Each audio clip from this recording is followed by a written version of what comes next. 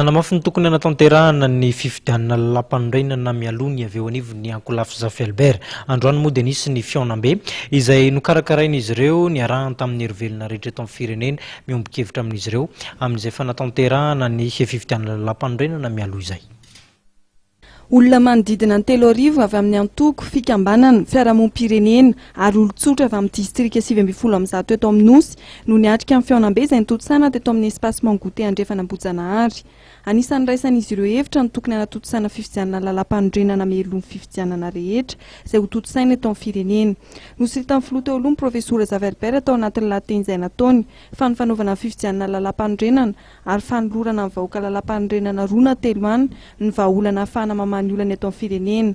Ary nambaran'ny profesora Zafy Albert fa efa nisy ny fihaonana tamin'ny Andriamatoa Androany Omer Persik ary ny tafika nanazavana io hevitra io. Participativa, proximité, souveraineté, union des forces ambany fahalemana hialon-tany ary efanosy satria izay olo tompona ndraiky zany aizy na région izy namina mba manana fahefana feno fa tsy ho tsapatsapahany izay hita fa tsy ampanosy ny firenena feno zany nyvahoaka sasy lazo hoe fondation miaraka tena amin'ny base miaraka l'église bref zany hoe amin'ny voalo fa tsy zavatra roso ankehitriny io fifidianana constitutionnelle io no ahafahantsika zany 23 août zany na 23 septembre zany tsy manky io ahafahantsika manao fifidianana voalohany mivoaka olo io fifidianana rehetra manaraka zay bloqué rehetra izao mivoaka olo ary atao fa anaovana mila tsy misy farafahatsy rehetra olo zany fifidianana mba hivoana amin'ny Kristi.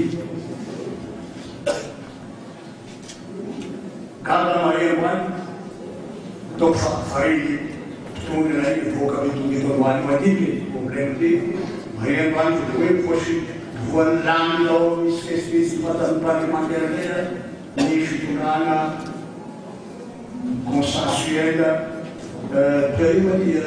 collégiale ao gouvernement. C'est ça le gouvernement.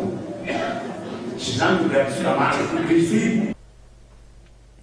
Nosiritan'ny profesora Zafy Albert ihany koa fa efa nanaiky io sosokevitra io ny filohan'ny tetezamita Androany. Tamiko fa saka ny volantsika io zany. Avoaka zany ny vola anaovana zany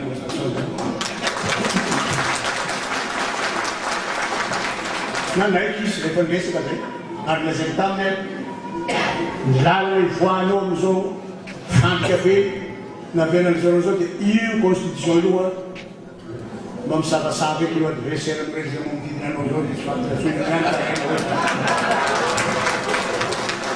ihany taraina fa lasa daholo namana rehetra lasa daholo lasa fahavalo constitutionnelle zany référendum zany tsy ediana place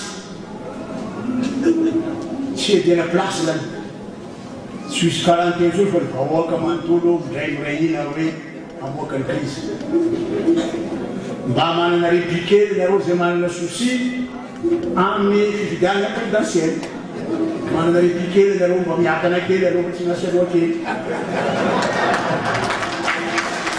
avoary ny vola fanjakana anaovantsika zany tompolahy sy tompovavy.